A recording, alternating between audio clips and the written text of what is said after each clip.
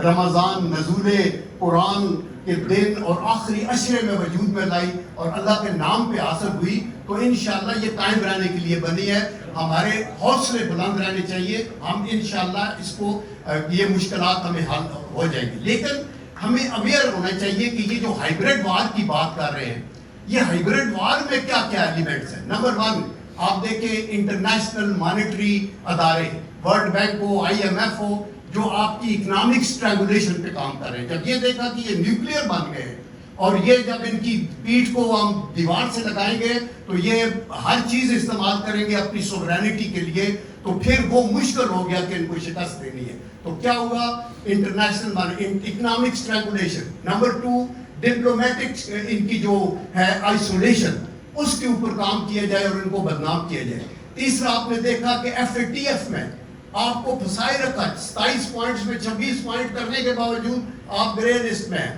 اس کے بعد آپ یہ دیکھیں کہ ٹیررزم، اس کو ہوا دو تاکہ اندر سے ملک کو توڑے. پھر سیکٹیرینزم، اللہ کا کرم ہے آج پاکستان کے اندر سیکٹیرینزم نہیں ہے، یہ ہم کریٹ کر، یہ فالٹ لائنز کریٹ کرنے کی کوشش کی ہے. پھر اسی طرح لسانیت کی لعنت کو اور اسی طرح صوبائیت کی لعنت کو، ان ساریوں کے اوپر جب ان کا کوئی اثر نہیں ہوا تو پھر ایک ریزارٹ کی ہوئی کہ پولیٹیکل پولرائزیشن کرو.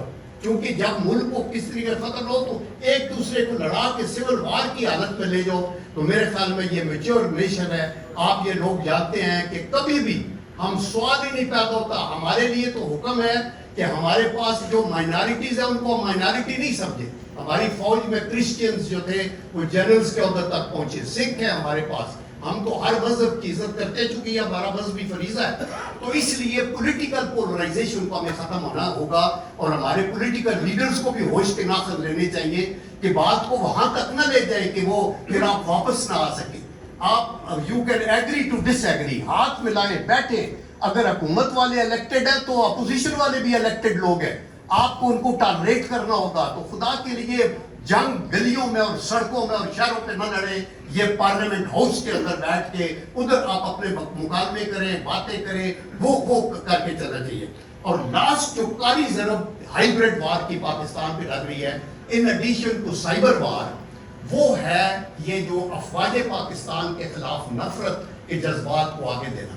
دیکھو شہداء کے سٹیچوز کو توڑ کے کون سوچ سکتا ہے کہ کوئی مسلمان کلمہ کو، کوئی پاکستانی جس کے اندر ذرہ برابر بھی غیرت اور شرم ہے کہ وہ اپنے شہداء جنہوں نے اپنی جوانیاں قربان کر دی پاکستان کے لیے، ان کے سٹیچوز کو جا کے کریں گے. یہ تو ویسے بھی ایک عام انسان کے لیے بھی نہیں ٹھیک ہے. تو یہ ہے. اس کے اوپر کسی کا بڑا اچھا شعر ہے کہ گلستان کو لہو کی ضرورت پڑی تو سب سے پہلے ہی گردن ہماری کٹی. پھر بھی کہتے ہیں ہم سے یہ اہل چمن، یہ چمن ہے ہمارا تمہارا نہیں. تو میں یہ کہنا چاہتا ہوں کہ جب تک نہ جلے دیپ شہیدوں کے لہو سے، کہتے ہیں کہ جنت میں اجالا نہیں ہوتا.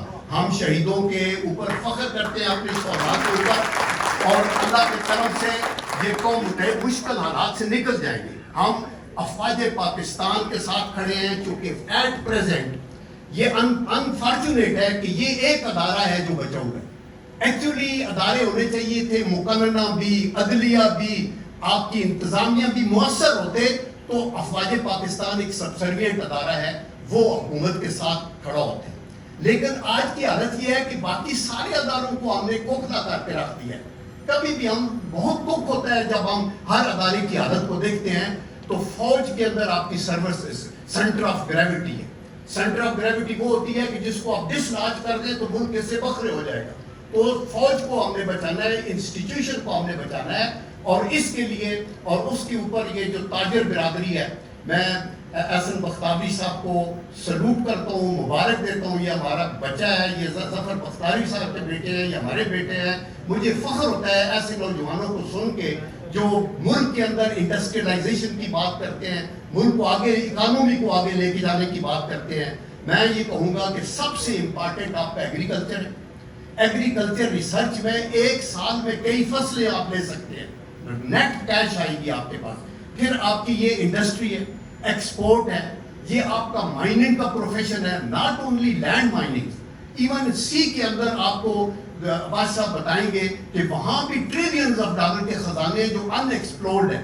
دین آپ ٹورزم کو پروموٹ کر سکتے ہیں. پھر یہ فارن جب لوگوں کو ہم بھیجتے ہیں, انڈیا پڑھے لکھے لوگ بھیجتا ہے, ہم لوگ لیبر بھیج دیتے ہیں, ہم ان کو یہاں ٹیکنیکل ٹریننگ دے کے بھیجیں تو وہ آپ کو فارن ایکسچینج لے کے آ سکتے ہیں.